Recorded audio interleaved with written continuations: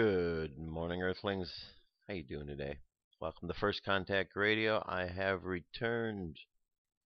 It's been took a few days off. Thank you to those who have been in contact, checking to make sure that I was a-okay.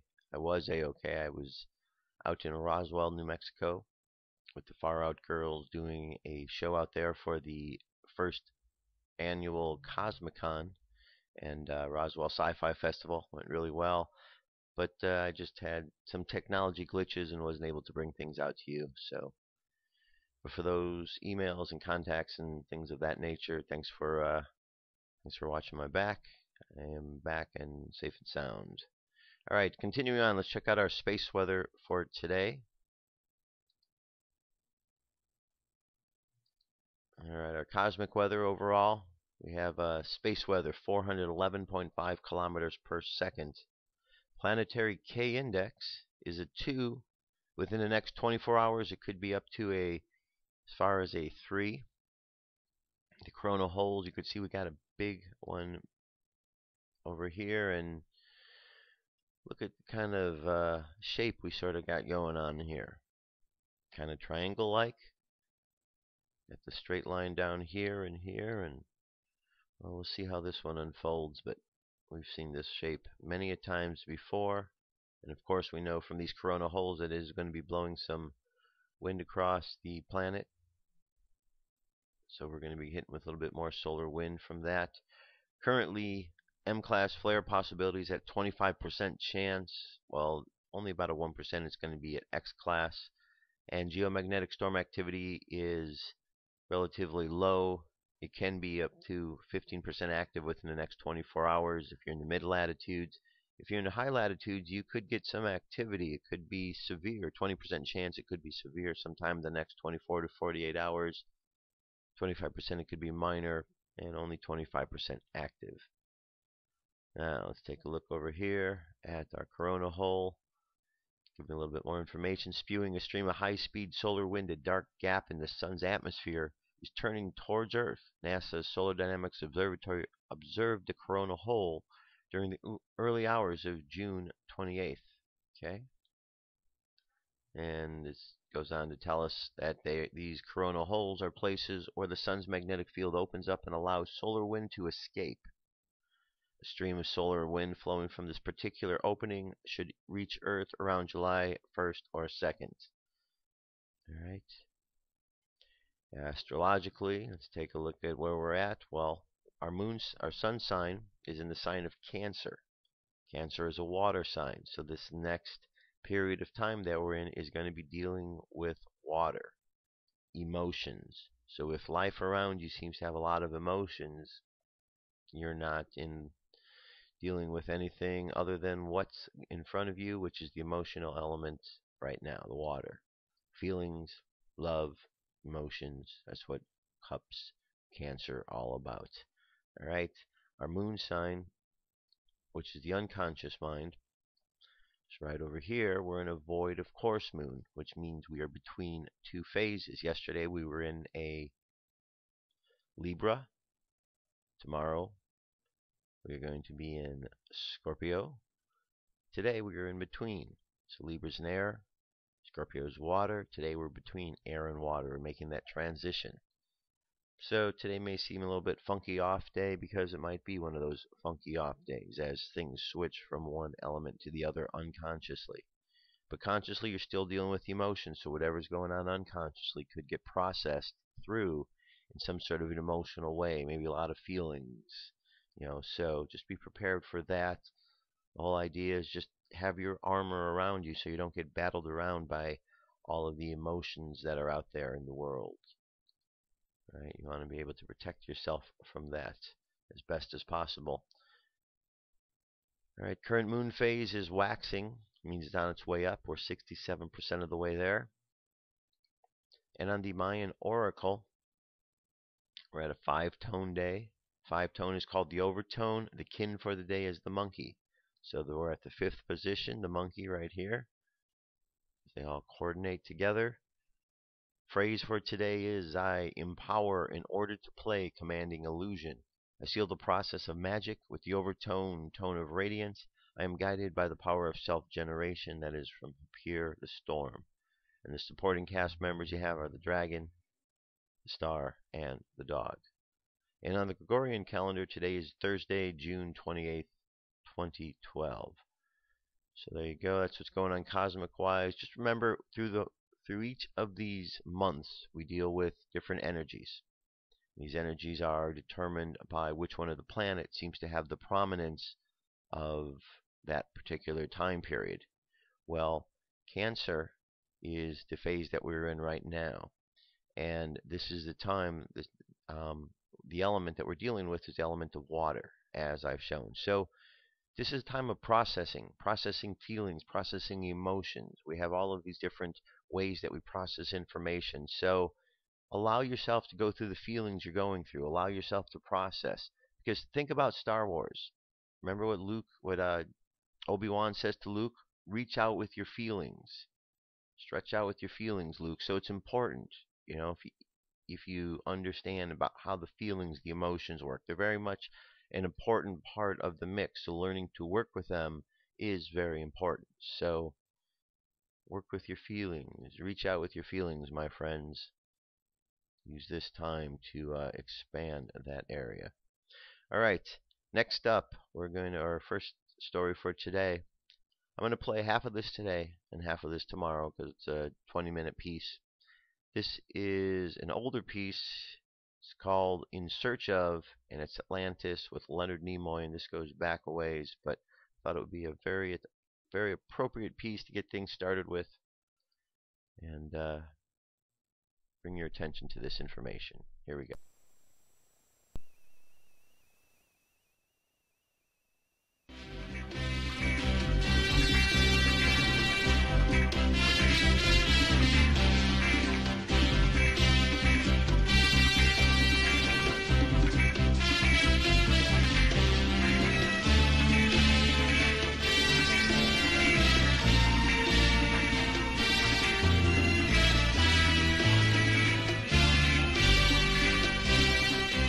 This series presents information based in part on theory and conjecture.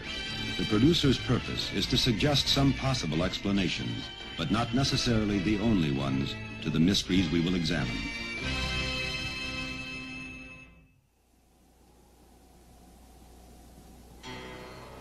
On a mysterious pinpoint in the Pacific Ocean called Easter Island, a gathering of stone giants guards the shore. No one knows who carved them, why they exist, or how the 50-ton monsters were put into place. Yet they're here, unexplainable gargantuan pieces in baffling mystery.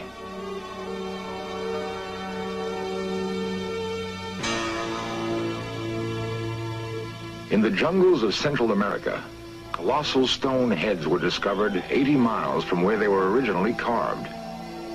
Weighing 100 tons, there is no clue as to how they were transported through dense swamp, nor do we know who moved them to this remote jungle. Long before the Egyptians built the pyramids, someone constructed a vast stone city atop a peak in the Andes. The ruins stand empty and silent. Each carving is a disconnected figure from the past, yet some common origin might join them together. The earth itself bears the portraits of still other giants scratched onto a plateau in California 10,000 years ago. Others were etched with precision into an English hillside long before the building of Stonehenge. The tools to carve and move the giants indicate an advanced technology. There is a place where the knowledge and skills to create the giants may be found: the kingdom of Atlantis. Never before have explorers been so close to finding Atlantis. Never have we possessed as many clues, nor have we been able to bring the detection equipment of modern science to the search. Until now.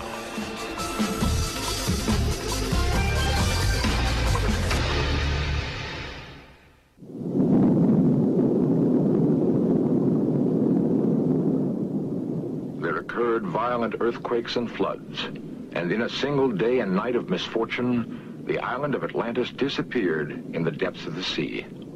So wrote the Greek philosopher Plato in the year 421 BC. Since then, adventurers obsessed by the tale of Atlantis have searched for traces of the remains of the fabled kingdom. Atlantis was said to have been a great city-state, ruled by a race of men supposedly descended from the gods. Was it a real city, a wondrous land, or a myth, a tale created by someone's wild imagination? If Atlantis existed, it would have been a place where technology was far more advanced than anywhere else on Earth. To discover such a city, we may use as clues descriptions that can be found in the writings of the great Greek philosopher, Plato. At first, a small Greek island in the Aegean seemed an unlikely place to start the search, for Plato had written of a great and wonderful empire. They had conquered almost all of Africa, he reported, and more than half of Europe. Such a kingdom hardly fits the image of a tiny island like Santorini. In 1966, however, the remains of an ancient building were dug from beneath 250 feet of ash and lava. Its broken walls signaled the first discovery of a great city.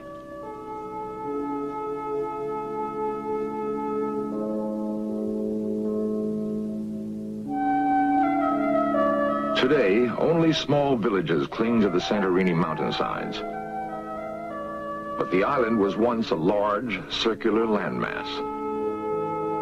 3,500 years ago, it was shattered by an incredible volcanic explosion. All that remains is a thin crescent of mountain and a sullen, smoldering volcano that erupts at least twice a century. The volcano that destroyed the island Plato knew as Thera may also have hidden all evidence of Atlantis. In many ways, the ruins are like those found elsewhere in the Aegean, reminiscent of the Minoan civilization. Then, reading Plato and viewing the broken walls and shattered pots, a sudden chilling discovery is made. These ruins fit Plato's description of Atlantis with an uncanny accuracy. They constructed buildings about them and planted suitable trees, wrote Plato.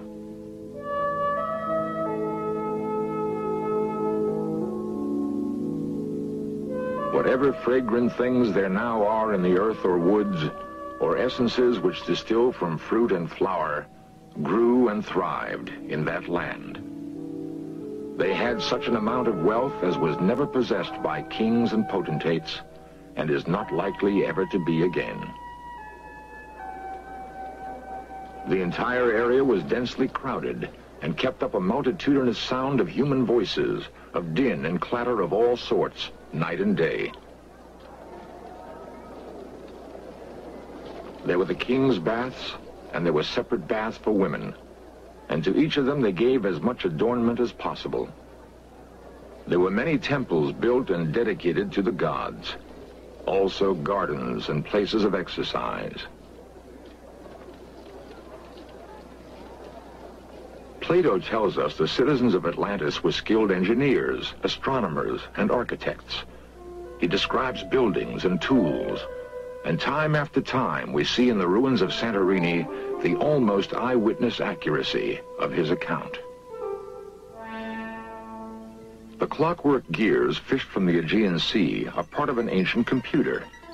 It was used to plot the course of the planets and stars across the skies of Greece. The first modern computer was built in 1930, yet these gears were fashioned 2,000 years earlier. Based on a highly advanced understanding of physics, mathematics, and astronomy, there's nothing else like it in classical Greek technology, but it may have derived its origin from Plato's Atlantis.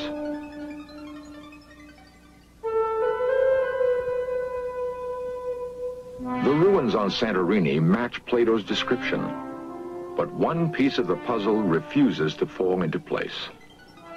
Despite the opinion of some experts that here indeed are the remains of Atlantis, Plato himself seems to suggest it lies elsewhere. We must search, he tells us, beyond the Pillars of Hercules. The Pillars of Hercules are today known as the Rock of Gibraltar. Therefore, Santorini, an island in the Aegean east of Gibraltar, could not be Atlantis.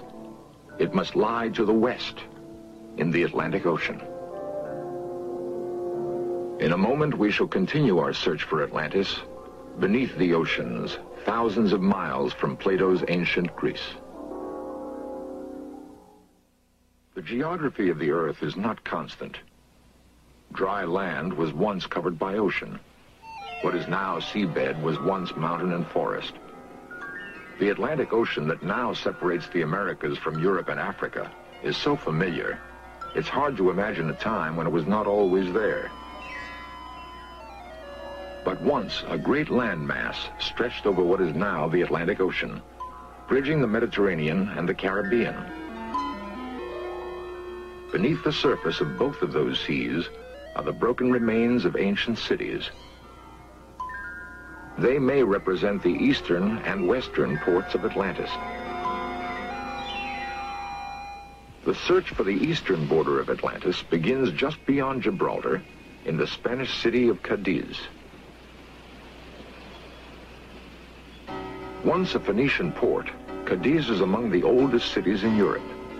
Here, Dr. Maxine Asher of the Ancient Mediterranean Research Association met Spanish diver Francisco Salazar Casero.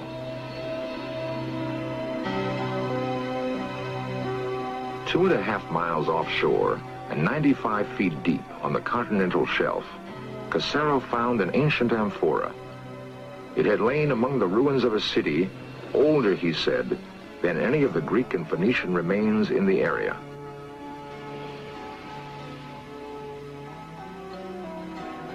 And here, the mystery of Atlantis is complicated by the modern world. According to Dr. Asher, the Spanish government revoked their permission to dive at the site. Spanish politics, she says, have prevented further underwater exploration off Cadiz. Although halted, the Asher expedition produced a significant find. It indicates that the east coast of Atlantis might have been precisely where Plato had placed it, as he said, beyond the Pillars of Hercules. There is other evidence to support Plato's description of an island that was greater than Africa and Asia together.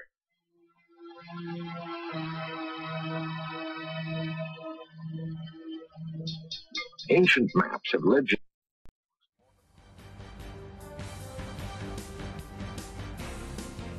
This is the UFO News with Joshua Poet. All right, Dirk, thank you very much. I am back. The UFO news for today. Let's see, I've got 1, 2, 3, 4, 5 stories. Story number 1 comes to us from, this is UFOsightings.daily.net. All right. This took place on the 19th in Arizona, Nogales. As I've said before, I really want to see a UFO. Go out there during sunset, take a camcorder. This is when their shields are most vulnerable. Okay. That being said, let's take a look at this shot here. And there we do have an object in the image, in the picture, the video that is. Alright, that is a pretty good shot of something. It certainly looks like one big object.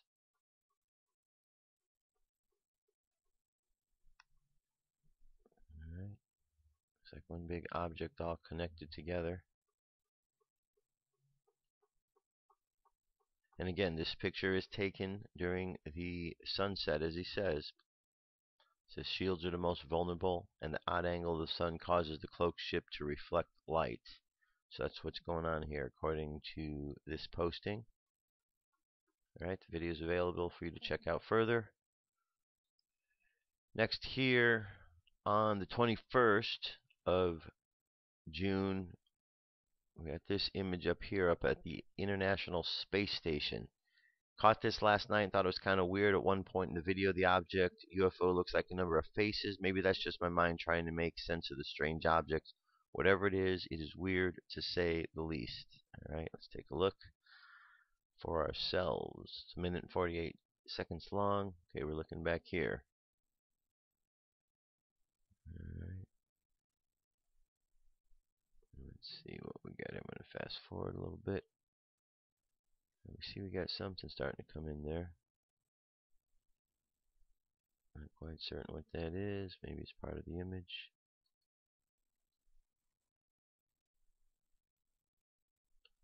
Alright, move a little further.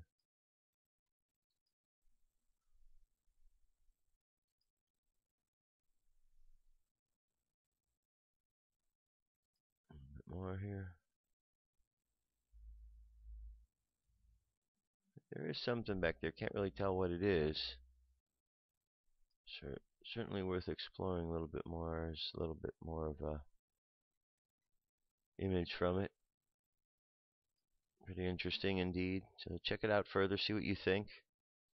Is it just a glitch in the camera coming through, or is it something that was really captured? Quite interesting though. Alright, here we have over Pennsylvania on the 24th. Pennsylvania on the 24th. Let's see. Okay, we got two objects right here. We've seen these two balls of light in the sky. There we got a third one.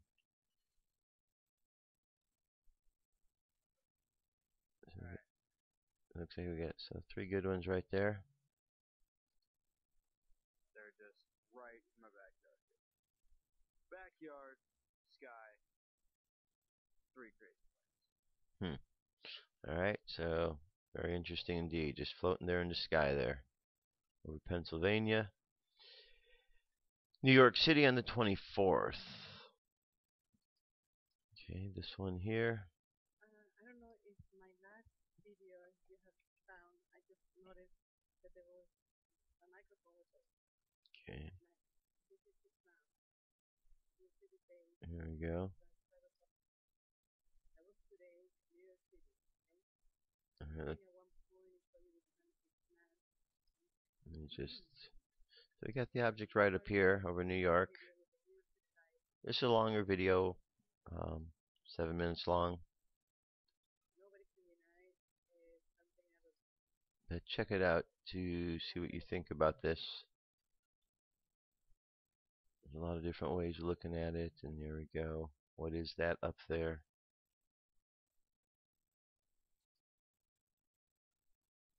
Alright. Pretty fascinating indeed. Alright, check that one out. The link's available. Alright, unidentified flying object over Sydney, Australia. This was on the 25th. Let's see what we have here. It's a longer video, 13-minute video. Okay.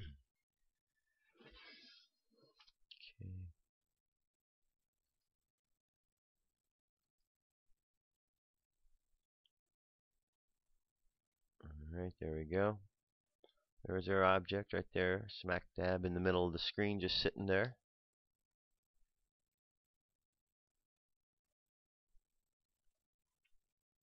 Okay. It's over Australia.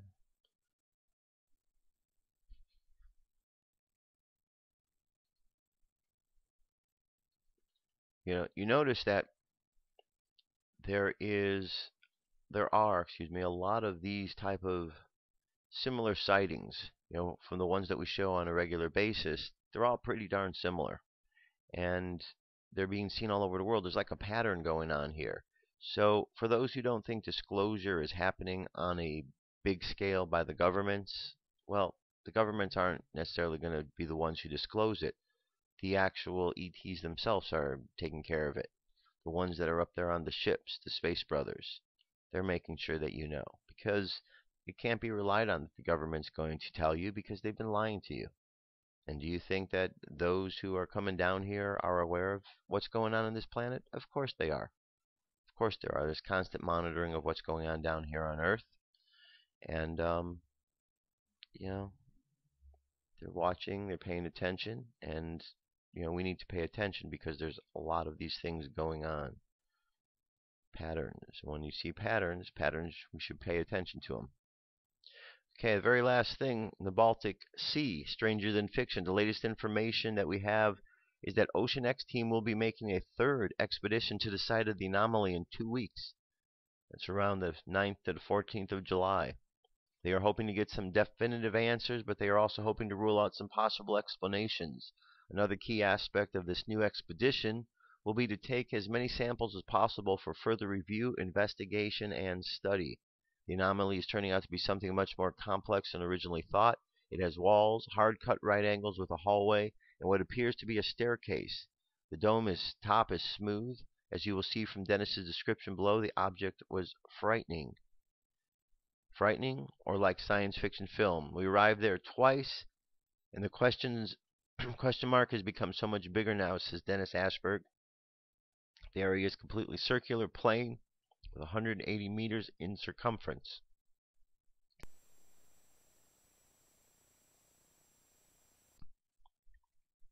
And therefore believe that it was the first traces of a meteor. But there are 1,500 meteor track in the bed until the subject matter, and they have also discovered right angles, walls, absolutely smooth surfaces, and cavities like corridors inside the object. When we went out and saw the walls, which were straight and smooth, it was frightening, as if a science fiction film, says Dennis Ashberg, an Ocean X team exploring the object again. Okay, so coming up, we'll have more information on this. And there you have it. That's our UFO news for today. I'll be back momentarily. Let's jump to this song right here. What if our government was responsible for some of the greatest crimes against this nation? Would you really want to know? These are big questions, but these questions deserve answers. It's time to demand the truth. People should not be afraid of their governments. Governments should be afraid of 9/11 was an inside job. Kennedy was killed by the CIA. Jimmy Carter saw UFO. Answers to secrets you need to know. So wake up, wake up, wake up, wake up. Wake up, wake up, wake up. Wake up, wake up, wake up, wake up. Wake up, wake up, wake up.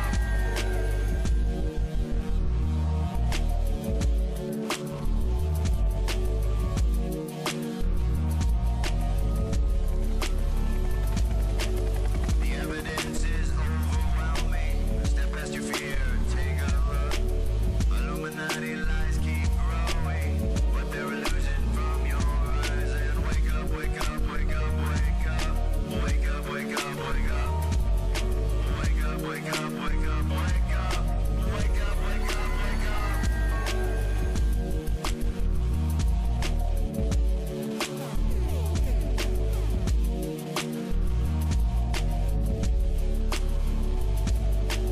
What would our founding fathers say if they were alive today? Must be turning in their graves. Redcoats are coming, Big Brother's watching. Wake up, wake up, wake up, wake up. Wake up, wake up, wake up. Wake up, wake up, wake up, wake up. Wake up, wake up, wake up.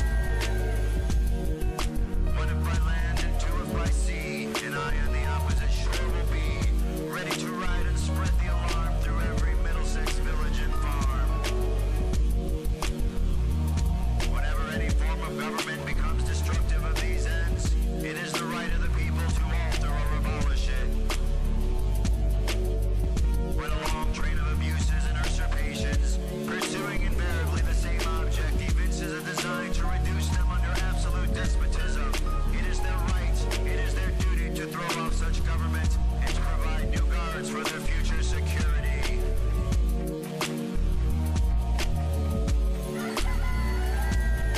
Wake up, wake up, wake up, wake up.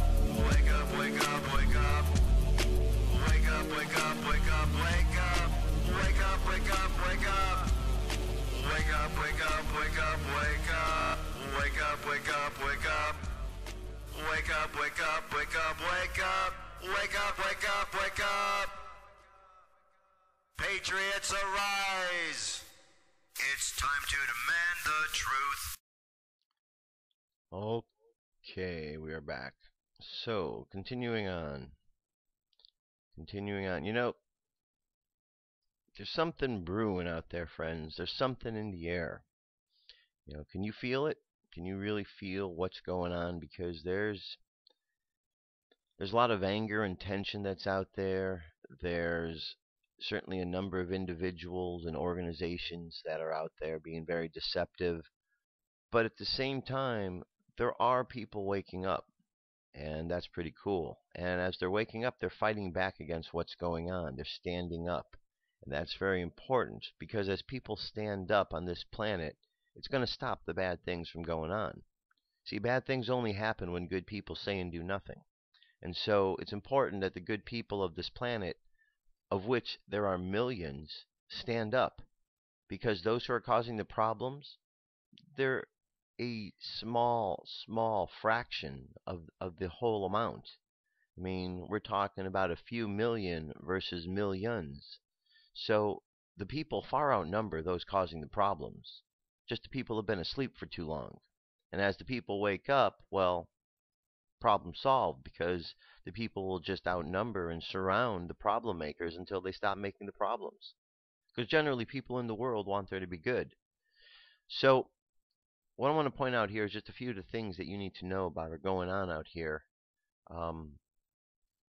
Starting off with this first here. The whole process that has been taking place politically has been really crazy, and it's going to build to a head at this convention in August. And now we've got the GOP is trying to strip delegates. Well, here's the latest reality check. This is Ben Swan talking all about what's going on. So listen to this. Of all the storylines of this year's Republican National Convention, one that is highly underreported, but very important, how the Republican Party continues to change its own rules to control the outcome of the National Convention. The latest case of that, 17 delegates from the state of Massachusetts who have now been stripped of their credentials. And just wait till you hear why. It's a reality check you won't see anywhere else.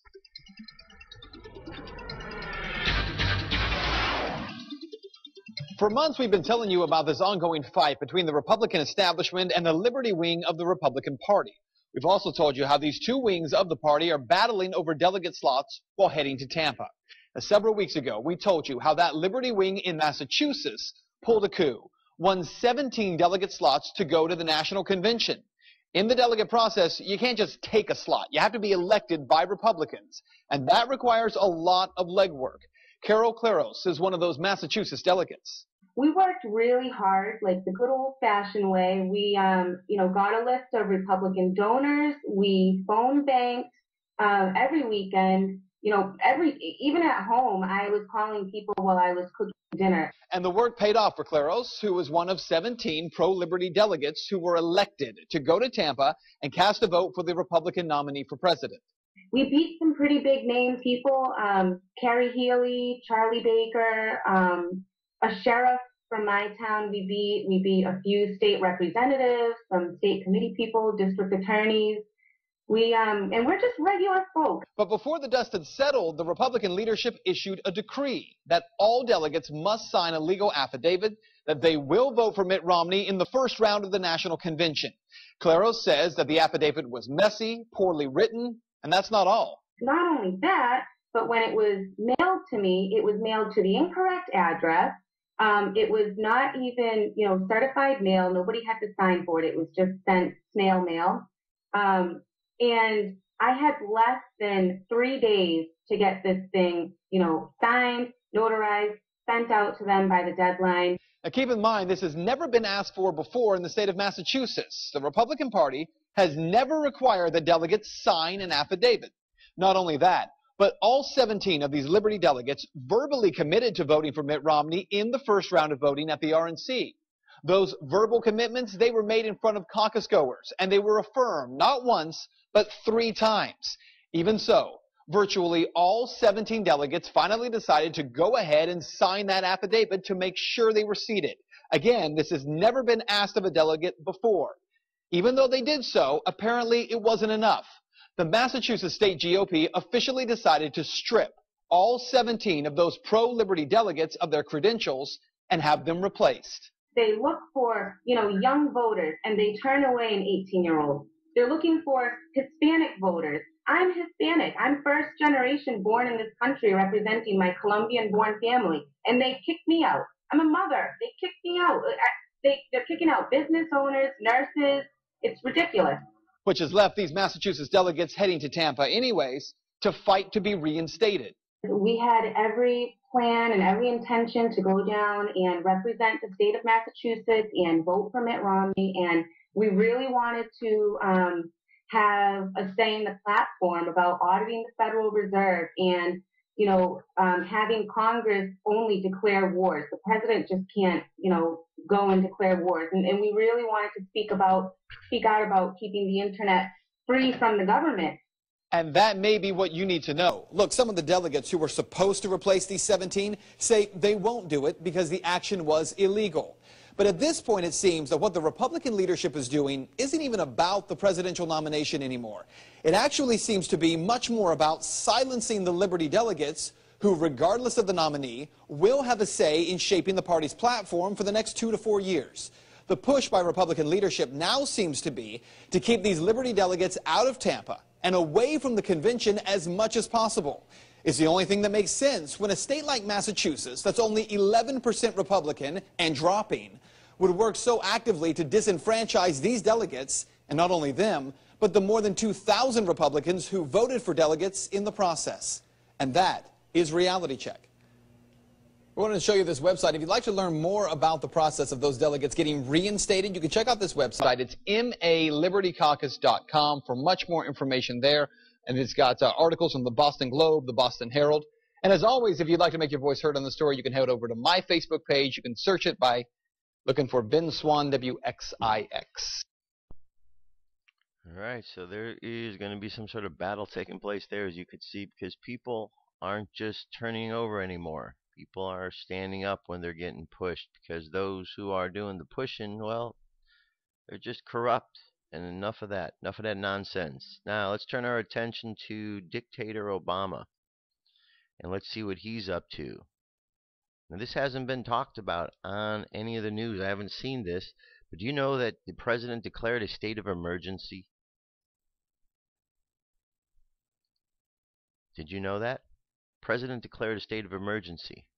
It said, pursuant to Section 204B of the International Economic Powers of Act, IEEPA 50 U.S.C. 1703B, I hereby report that I have exercised my authority to declare a national emergency to deal with the threat posed to the United States by the risk of nuclear proliferation created by the accumulation in the Russian Federation of a large volume of weapon-usable fissile material. Now, one thing about it, when there is the national state of emergency just like this, guess what can go into play? The National Defense Authorization Act. Guess what else gets to put into play? The National Resources Preparedness Act. Remember all the things that Obama can take over? And guess what? All of those things are lined up so that through this state of emergency, and this state isn't even being mentioned. So things are going on behind the scenes that it'd be good that you share with others to let them know. And this information comes directly from the White House website.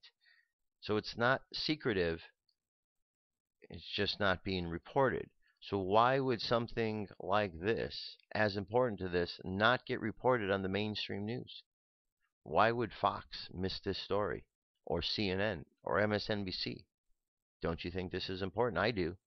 So it goes on to say in the very last line or paragraph is, the effect of this executive order is limited to property that is directly related to the implementation of the HUE agreements. Such property would be clearly defined by the regulation, orders, directive, or licenses that will be issued pursuant to this executive order. I have delegated to the Secretary of the Treasury, in consultation with the Secretary of the State, the authority to take such action, including the promulgation of rules and regulations, and to employ all powers granted to the President by IEEPA as may be necessary to carry out the purposes of this order. All agencies of the United States government are directed to take appropriate measures within their authority to carry out the provisions of this order. I am enclosing a copy of this order I have issued. Sincerely, Barack Obama. So in other words, all agencies of the United States government are directed to take the actions that are defined in the other acts, such as the NDAA, the Resources Preparedness Act, and so on. So there's a game plan in effect. A play has been called by the government, and now they are telling their agencies to take appropriate measures, to take action. So if you're one of the people that are out there in the world, you should know that the enemy, the opponent out there, which in this case is the government, it has a plan, a game plan that has been put into effect right in front of your very eyes. So thought you should know about that. Moving right along here, continuing on, don't be alarmed. Troops trained for martial law with tanks on the streets of America as corporate media runs cover-up.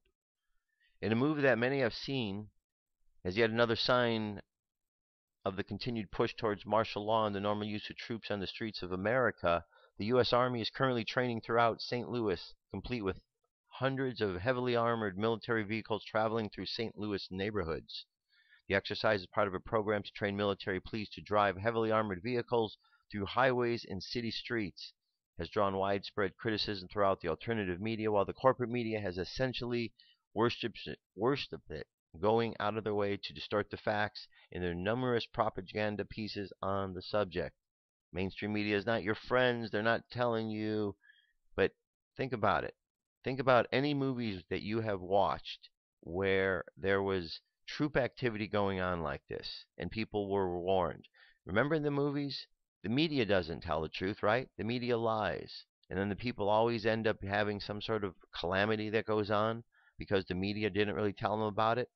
All right, this is not a movie anymore. This is real life. And in real life, the mainstream media that you have coming into your household, they're not telling you the truth of what's going on. Now, many of you know this, but some of you, this may be the first time you are hearing that. And if that's the case, sorry for the shake-up, but it's a wake-up, and you need to pay attention because things are going down out there, and life seems to be moving pretty darn fast these days. So, continuing on, Judge Napolitano has something to say about the health care ruling and the health care, and let me play this for you because Judge is right on. A decision on President Obama's health care law on Thursday. Now, before we hear from the High Court, let's hear from our very own High Judge, Fox News senior judicial analyst, Judge Andrew Napolitano, weighing in. Love that you're here. And I love that you said the statute is unconstitutional at its core. Why was it passed originally? Well, it was passed originally because the president's and Mrs. Pelosi's original goal was to have single payer. They basically wanted to do away with private insurance and personal payment of health care and wanted Medicare for everyone from cradle to grave. When they were unable to get that even from Democrats, they came up with this mishmash. And I call it a mishmash because very few persons have read it from beginning to end, the notorious 2,700 pages. But do you think it was a give back to their constituents at all? A little calculated effort on their part? I think it was created by political reality. It was eventually pushed for by Big Pharma and the big insurance companies because it requires that everybody have insurance and that the insurance companies or the government will pay for the medications. So that they didn't do this alone. They did this with the compelling support of aspects of our society. But of course, remember, not a single Republican voted for this in either house of Congress. Right. So super political. Okay, let's play out Thursday. What happens? Well, you know, we don't like to guess these things, but we're within 48 hours of it, Tracy. My view is that the court will invalidate the individual mandate, that is the requirement that everybody have health insurance as a condition of living here. Okay. And I think it will also invalidate the order to the states that they raise taxes and spend the taxes on an expansion of Medicare. If Chief Justice Roberts writes the opinion, he has the belief that when the court is invalidating a statute, it should do so on the narrowest grounds, deferring to Congress and everything else. So if he writes the opinion, I believe it will only invalidate the mandate and the order to the states. If Justice Scalia or Justice Kennedy writes the opinion, I think it will be a broader and more sweeping invalidation. Isn't that so interesting, though, that just the author of the could change the lives of everybody. Well, yes and no. I mean, remember, the author of the opinion has to write an opinion that has at least 4 other justices agreeing with it. Okay. There could be, I don't want to scare people, but there could be give and take going on even as we speak in order to retain a group of 5, or perhaps enhance it to 6, or maybe even 7, so as perhaps to enhance the credibility of the decision because of the larger majority. I mean, because that was a thought, and we thought we were getting this vote on Monday. Now here we are waiting for Thursday, and many were speculating that, you know what, maybe they just don't know which way to go with it. They need more time. Well, frequently there is a core of justices who agree, and then there's 1 or 2 justices at the fringe who will only come along with the majority if certain concessions are made. We don't know who that is or if the concessions are made. On the other hand, this may have been written a month ago, and the court is interested in drama the likes of which we haven't seen in years, and which we will all see here on Thursday morning. Yes, that's quite control. Judge, every time I talk to you, I want to go to law school. Oh, you're so sweet. He's so great. You got Judge a pretty good job Napolitano. now, Yeah, Tracy Burns. I get to talk to you.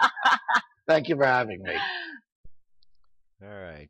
Judge Napolitano, always good and refreshing, and helps to understand what's definitely going on there.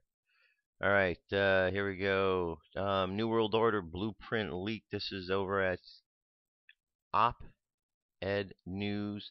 On June 12th, a leaked copy of the investment chapter for the Trans-Pacific Partnership, TPP, was made public.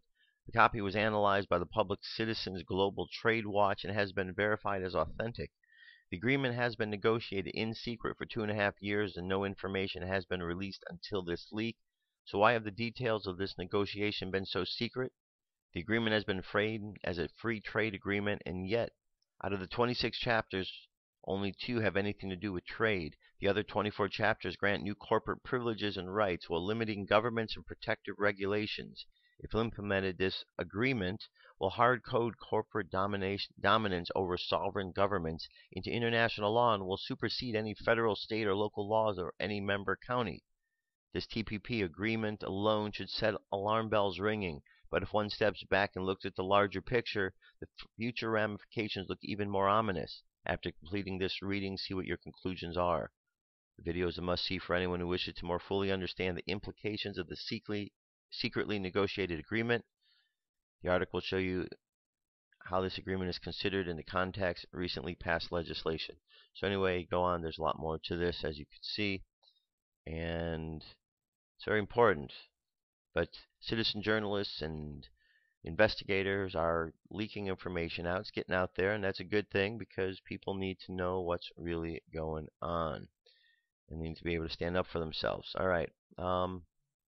I'm going to save this piece and this piece and this piece for tomorrow.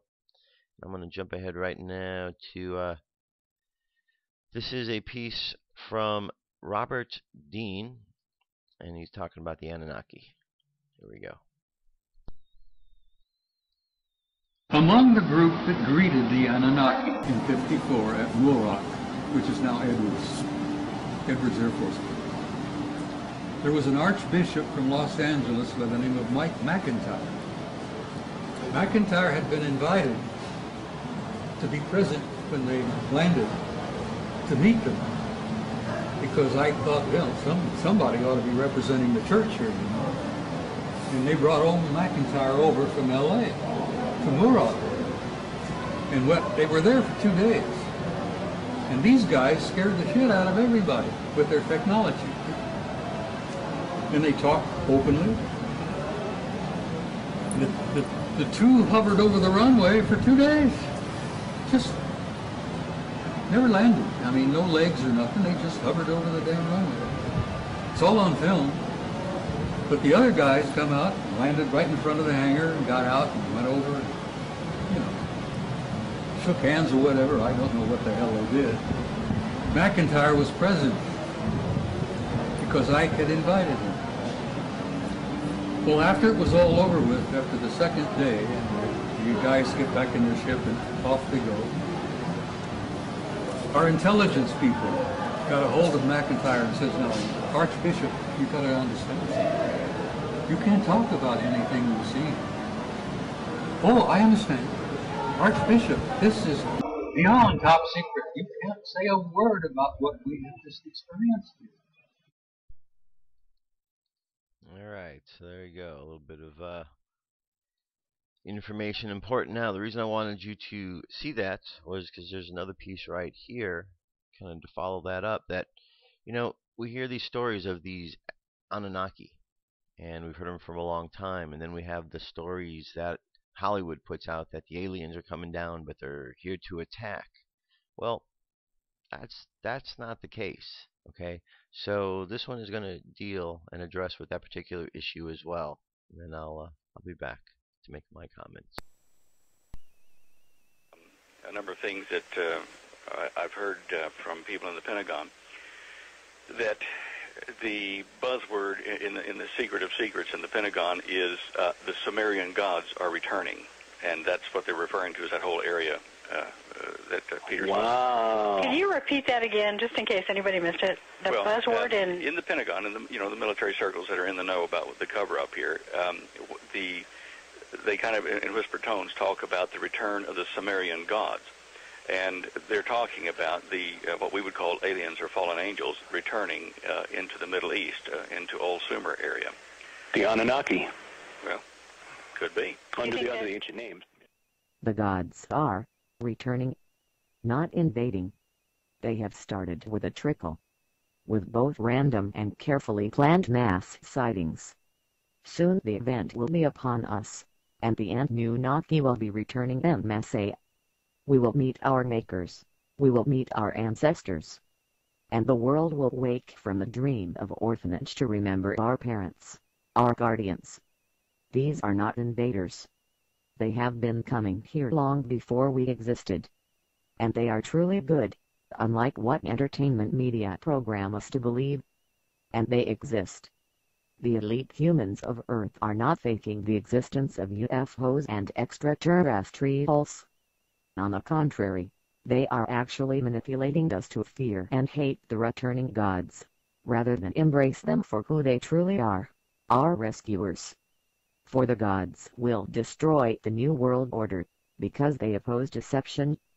They will come and destroy key military bases, especially underground bases. And the elite-controlled Earth governments will declare that we are being invaded, and that we are being warred upon. But the truth is that it will be the insidious international bankers who are being warred upon, and all of their puppet governments destroyed. No citizens will be targeted. The power elite will be completely annihilated, and the meek, people like us, will inherit the earth. Believe. There is good out there. There are beings who are disgusted with how this world is being ordered and how the masses are being treated.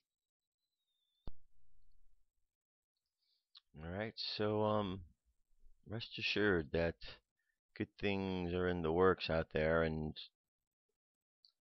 it's important not to get caught up in all of the stories and the lies about what's going to go on, this big change. I always like to think back to the Bible, okay? You've got the story Jesus said he's going to be returning in the clouds. Well, down here you got Earth, you got Obama, and Obama has an association to the Antichrist through a variety of different ways that we've talked about. Well, whether he is actually or he just is representative, you have the government which has that Antichrist stamp associated with it. They're the ones who are putting out the information that these extraterrestrials are bad. Kind of in opposition to the story of what's going on. So you got Jesus in the clouds coming down, and you've got those who want to shoot at the aliens coming down, and the media is being used to tell others that they need to be shot at. So there's a whole mix that's kind of crazy, a whole plan of just make those guys up there look like they're bad, and that's not necessarily the case. So it's very important that people pay attention to know where the real enemy is. The enemy's not up there. The enemies are running around down here on the planet pretending to be your leaders. And the sooner you stop listening to them, the sooner you're going to find that things are going to go much, much smoother in your life. All right, here's a new crop circle from the 25th. This one's pretty fascinating. Okay, let's see how many circles we got here. We got 1, 2, 3, 4, 5, 6, 7, 8, 9, 10, 11, 12, 13, 14 of these. Alright, we got another angle of it right here.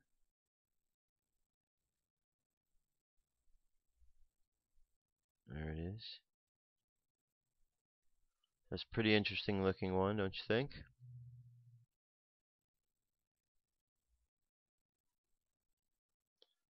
Alright, definitely looks like something, like the other one was like a fish. Remember that one? 3 little fish-like objects. This also seems to be something all connected together. Alright, so that's the crop circle, and one last bit here. This is a story. It comes to us from beforeitsnews.com. But you might want to look at this one, explore it, investigate, see what you think, if there's some reality. Giant crystal pyramid discovered in Bermuda Triangle. The Bermuda Triangle, mysterious, unworldly, sometimes deadly. For decades, intrepid researchers delved into the maze of mysteries hidden deep within the most enigmatic places on Earth. Some speculate that the bizarre time anomalies, disappearances, and weird phenomena can be explained by natural occurrences. Others are insistent that relics of an advanced, unknown culture left behind fantastic technology, great energy machines that literally warp space-time and open portals to other realities. Now, American and French explorers have made a monumental discovery, a partially translucent crystal-like pyramid rising up from the Caribbean seabed, its origin, age, and purpose completely unknown. A gigantic structure perhaps larger than the Great Pyramid of Cheops in Egypt, and initially identified by a doctor in the 60s, has been independently verified by a diving team from France and the U.S. The discovery has rocked scientists around the world. Will they rush to investigate it? No, they're more likely to studiously ignore it. If pressed, they'll officially pose it on themselves as a highly skeptical, especially in light of the potential ramifications. The pyramid could confirm some engineers' contentions about the pyramids were originally created as massive power sources, support the claim of the ancient city of Atlantis did exist, or even prove answers to some of the mysterious goings-on that have been recorded since the 19th century in the region of the Atlantic dubbed the Bermuda Triangle. There's more links here. And then first discovered in 1968. According to the history, the pyramid was accidentally discovered during 1968 by a doctor of naturopathy, Ray Brown of Mesa, Arizona. Brown was in the Caribbean on vacation making dives with friends in a region off the Bahamas known as the Tongue of the Ocean. The area acquired that name because of a tongue-shaped portion of the seabed extends out from the island before sharply dropping off into much greater depths. When relating his discovery, the doctor explained that he became separated from his diving friends underwater. While attempting to rejoin them, he came upon a massive structure rising out of the ocean floor, a black, hulking object silhouetted against a lighter, sun-filtered water. The object was shaped like a pyramid. Because he was low on air, he didn't spend much time investigating, but he did find a strange crystal sphere. Okay, and there's a lot more to this article. This is really fascinating reading. Read it, think for yourself, decide what it is or isn't. All right, there you have it. Let's jump into our meditation for today.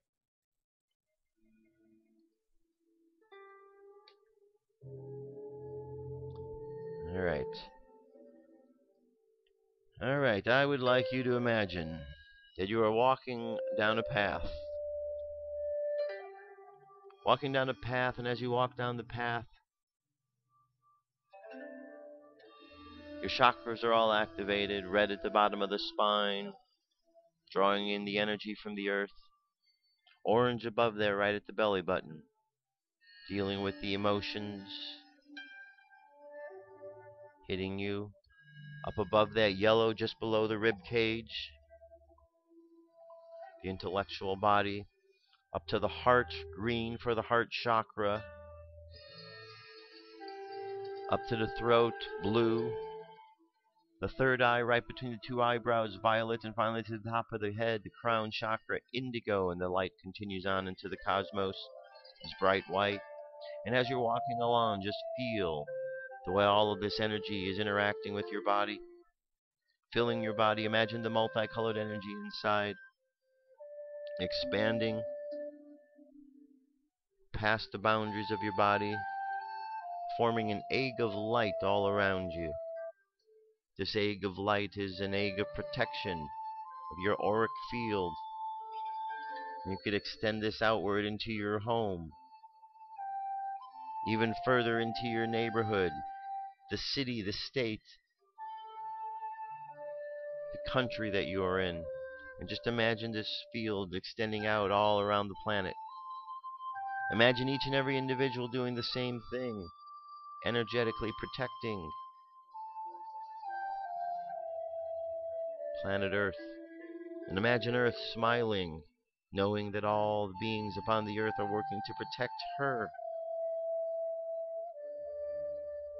Now let's just imagine from the heart chakra sending out love all around the planet to each and every individual, and wish a good day for everyone.